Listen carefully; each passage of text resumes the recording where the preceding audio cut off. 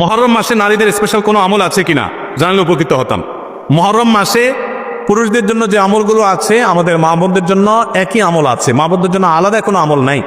মুহররম মাসের সবচেয়ে গুরুত্বপূর্ণ আমল হলো বেশি বেশি রোজা রাখা। বেশি বেশি কি রাখা? রোজা রাখা।